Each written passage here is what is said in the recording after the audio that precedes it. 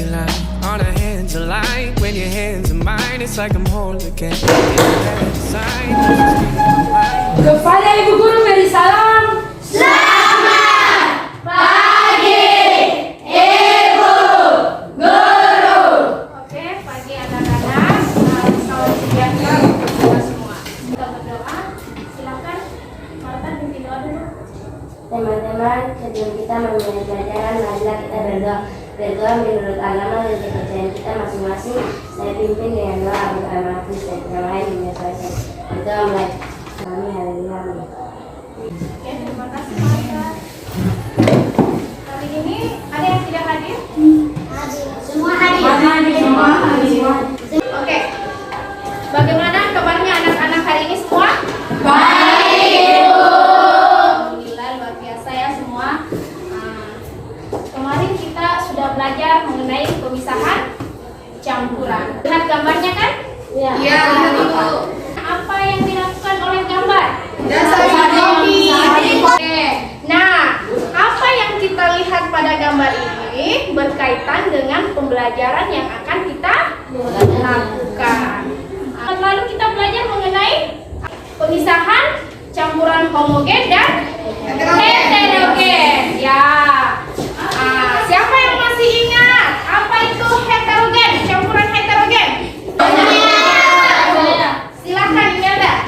Campuran heterogen terjadi karena zat-zat penyusunnya tidak tercampur secara sempurna atau masih dikenali zat penyusunnya. Contohnya pasir dan air. Oke, tepuk tangan untuk siapa yang mau bantu ibu untuk baca? Tujuan pembelajaran melalui kegiatan pembelajaran peserta didik dapat menentukan teknik pemisahan campuran. Perhatikan video berikut. Anak-anak, selamat pagi. Ayo simak video ini. Kira-kira lokasinya di mana ya? Oke, jadi ini adalah sungai yang letaknya di pinggir buang, tepatnya di aliran sungai dari sayur buah sampai ke pelabuhan.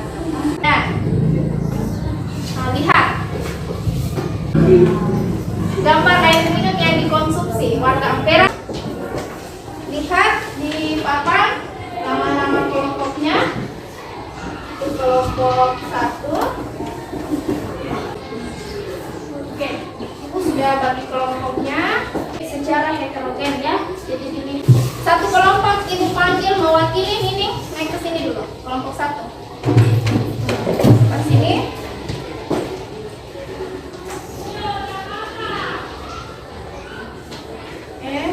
Ini LKPD ya, LKPD dan bahan ajar. Nanti gabung di kelompok ini, silakan membantu. Sudah dapat kelompok 1, 2, 3, 4. Nama kelompoknya ditulis di depan. Jadi di sini sudah diisi. Terus jangan lupa alat dan bahannya. Kamu desain gambarnya, ya kan? Desain di sini di rumah, ya. Kemudian setelah didesain, buatlah jadwal pembuatan. Kapan kamu mau buat jadwal pembuatan proyek? Kumpul di rumahnya, misalkan kelompok yang ini. Kita kumpul ya boleh, tapi semua harus hadir. Karena nanti ibu akan datang ke rumah kalian masing-masing untuk memonitoring bagaimana cara kerja alat pemisahan campuran yang kamu buat. Kalau sudah jelas, saya kira pertemuan kita tentang pembuatan proyek yang kita lakukan sudah selesai. Mari kita berdoa. Silakan. Ya, silakan ya, Pada. Teman-teman dan ibu guru, sebelum kita pulang ke rumah kalian masing-masing, mari kita berdoa. Saya pimpin dalam doa agama Kristen, mulai menyesuaikan. Berdoa mulai.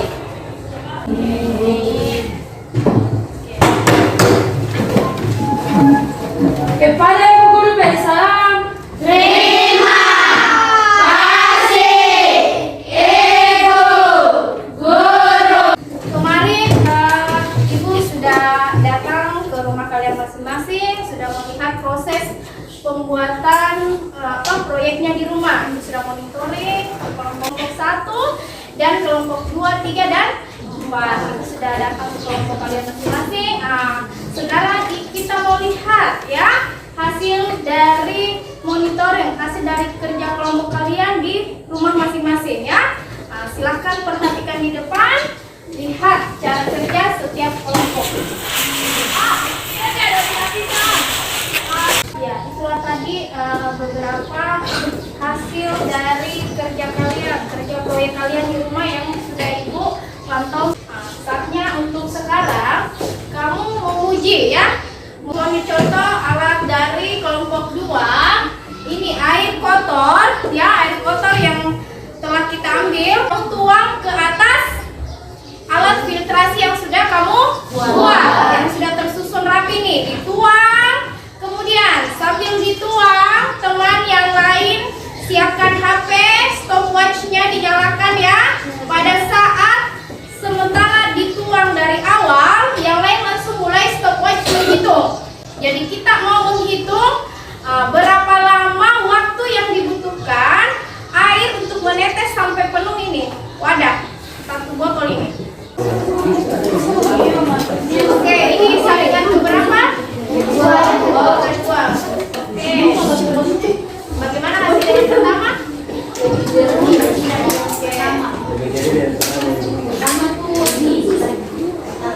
Ini saringan keberapa? Dua.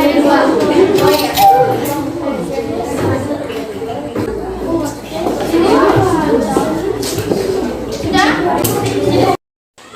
Berapa ukuran pH-nya? Berapa? 3,6. Oke, sekarang TDS-nya berapa? TDS-nya berapa? Berapa TDS-nya? 177. Oke. Untuk TDS-nya saya kedua ya. Kami dari kelompok 1 akan mempresentasikan hasil filtrasi yang telah kami buat. Dari hasil filtrasi tersebut didapati pH sebesar 6,8 dan TDS sebesar 155 dengan estimasi waktu 8 menit 19 detik. Adapun urutan bahan yang kami gunakan untuk filtrasi, alat yang kami gunakan adalah botol dan putih. Bahan-bahan adalah tisu, kain kasa, batu sumai, kain kasa, arang, kain kasa, pasir, batu kerikil, pasir, kain kasa. Yang ingin bertanya? Oke, silakan kelompok 3 bertanya. Bahan apa saja yang dapat dipisahkan menggunakan teknik filtrasi? Batu sungai, terus arang, terus kain kasa, terus batu sungai. Oke, sehingga menghasilkan apa? Air yang jernih. Dari air apa? Dari air kotor menjadi air bersih. Oke, air bersih. Tepuk tangan untuk kelompok 2.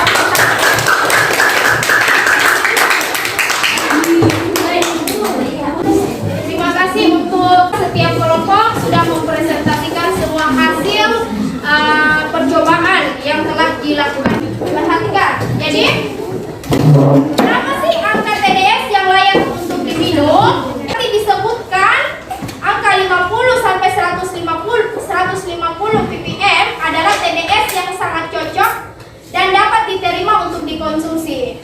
Jadi lebih dari 1000 itu sangat tidak layak untuk konsumsi. Sekarang kita mau tahu pH-nya. Jadi menurut Badan Kesehatan Dunia WHO, kadar pH yang baik untuk air minum berkisar 6,5 sampai 8,5. Itulah kenapa Ibu memberikan kamu kebebasan untuk menyusun sendiri bahan-bahan yang kamu temukan.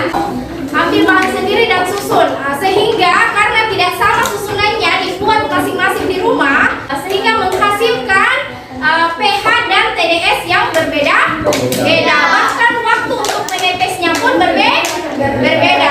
Kemudian siapa sih yang bisa menjelaskan, menceritakan pengalaman pembelajaran di rumahnya saat membuat alat filtrasi ini? Oh iya, silakan yang ada. Ya, kami dari kelompok 2 akan berbagi pengalaman cara pembuatan proyek Ya. di lokasi kami. Ya. Kita punya jadwal yang pertama, kita cuma datang 2 orang dan kita menyusun jadwal yang keduanya. Ya. Sudah mulai datang banyak dan kita mengambil bahan-bahan seperti pasir, baku sungai, Ya. kerikil, Ya. kapas, kain kasar, Ya. susunya sampai jadi. Oke, terima kasih. Nah, dari hasil apa yang telah kamu lakukan? Ibu menarik kesimpulan bahwa 1. Proses pemisahan campuran adalah proses pemisahan saat pelarut dan terlarut. Nah, itu. Yang kedua kesimpulannya, tujuan dari proses ini adalah memurnikan zat sehingga dapat dimanfaatkan sesuai kebutuhan. Yang adalah bahan zeolit, ya, bahan zeolit dan arang yang dapat berfungsi menyaring molekul dengan ukuran tertentu sehingga menjernihkan air untuk menyaring bakteri dan kandungan logam dalam air. Selain itu, arang ini berfungsi untuk menyerap bau, warna, dan membuat rasa segar pada air. Tapi hasilnya berbeda. Karena cara menyusunnya lagi, apakah susunannya sudah sesuai atau belum. Jadi untuk ke depan sudah belajar bagaimana menyusun yang baik. Ditanya temannya yang memiliki hasil yang baik, bagaimana sih cara susunnya supaya airnya bisa bersih, bisa layak konsumsi, pH-nya bagus, dan TDS-nya juga baik. Diubah seperti itu. Apa sih dampaknya? Kenapa kita harus membersihkan air? Apa sih fungsinya kamu memfilter air ini? Jadi dampak dari air kotor dan berbau itu sangat bagi kesehatan, yaitu dapat menyebabkan penyakit yang namanya kolera. Ciri-cirinya bagaimana orang yang terkena penyakit kolera? Pertama, dia diare. Kemudian setelah diare pasti dia punya perut garam, sakit. Kemudian muntah-muntah. Kemudian juga sakit kepala. Nah, dari yang ibu perhatikan, dari 4 kelompok yang ada, kelompok 1, 2, 3, dan 4, yang paling baik hasil filternya pada susunan alat filtrasinya itu dimenangkan oleh kelompok 2. Tepuk tangan untuk kelompok 2. Jangan berkecil hati untuk kelompok 3 dan 4. Saya lihat airnya sudah bersih. Berarti kalau untuk tampak di mata sudah bersih. Cuma kandungan pH dan TDS-nya belum baik, ya. Jadi ini air untuk kelompok 3 dan 4 hanya bisa dipakai untuk mencuci, ya kan? Tapi untuk diminum, dipakai untuk memasak itu belum layak dan sangat-sangat tidak layak. Ibu menguji kamu punya kemampuan. Ibu bagi soal evaluasi, ya. Ada soal evaluasi ini. Ada 4 nomor, silahkan dikerjakan masing-masing. Ya. Ibu kasih waktu 5 menit, silahkan dikerjakan. Silahkan dikerjakan, ya. Nomor 3, saat melakukan demonstrasi di depan kelas, diperoleh data sebagai berikut. 1. Coklat meleleh saat dipanaskan. 2. Uap air didinginkan menjadi air. 3. Larutan asam dinetralkan dengan penambahan basam. 4. Garam adalah zat yang mudah larut dalam air panas. Data yang menunjukkan perubahan fisik dan perubahan kimia berturut-turut adalah. Berarti jawabannya adalah B. Siapa yang benar semua, angkat tangan. Wah, luar biasa. Berarti semua sudah sangat-sangat paham dengan pelajaran hari ini, filtrasi. Oke, tepuk tangan untuk semua.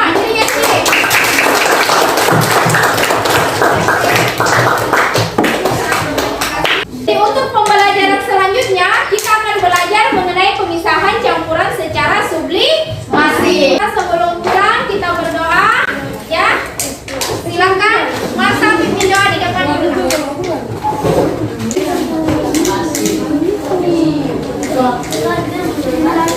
Teman-teman serta ibu-ibu sekalian,